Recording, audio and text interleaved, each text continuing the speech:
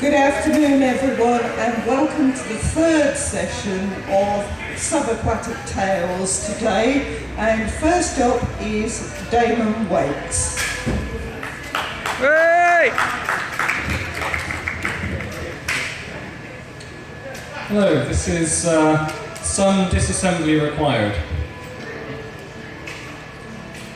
Few cared to admit it, but Sebastian Lloyd had a head for business. It had been hand-fitted by Stanton Precision Instruments and was capable of processing more than 62 economic calculations simultaneously. If you wanted the best service, you went to Edwin Pierce Esquire or Jarvis von Hyde. But if you wanted the best price, you went to Lloyd. Julius Foster rang the bell on the counter with a brass fingertip. There was a hiss of steam from the back room, and the sound of a chair being scraped back across the floorboards.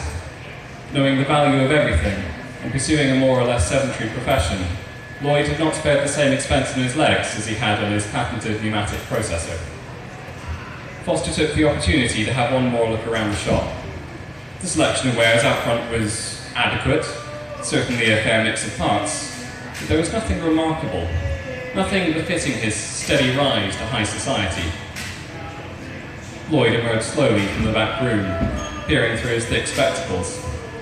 Foster couldn't imagine why he didn't simply swap out his original eyes for a set of rock quartz optics. He had at least 3 in stock, but then Lloyd knew the value of everything, and so there must have been a reason. Ah, if it isn't Julius Foster, the mathematical actuators in Lloyd's left temple rattled momentarily. 4th favourite customer. There was a discount for the top 5. What can I do for you today? I'll be attending a summer gala this evening, and I'd like to look my best. Foster peeled the leather glove off his left hand, revealing a crude but functional Smith's hydraulic. This one's in good shape if you care to take it in exchange, but I simply must have a dress hand for the event. If I make an appearance with an iron arm, well, people might think I was a servant. I see. Lloyd took a seat at the counter. From the waist up, he was really quite presentable. Do you have an upgrade in mind? Maybe something in a Cyril Gardner style. I gather their latest designs incorporate some marvellous tourbillon arrays. Lloyd's precision processor did a quick jig. Awfully hard to come by. Batch cast parts, you understand. Artisan engineering. I could order one in for you, but not in time for tonight. What about if I were to collect? Lloyd arched his fingers. There was a staccato click of copper on copper as he drummed them together lightly.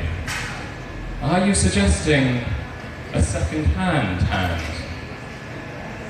If it's in good condition.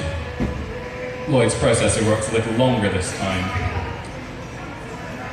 Pneumatic, triple compressor movement, barometric auto-calibration. He paused. Rose gold case plating. That's not to everyone's liking. It's not an ideal match for brass. Foster flexed his other hand. If it's to my liking, I could always go for a pair. I'll take it.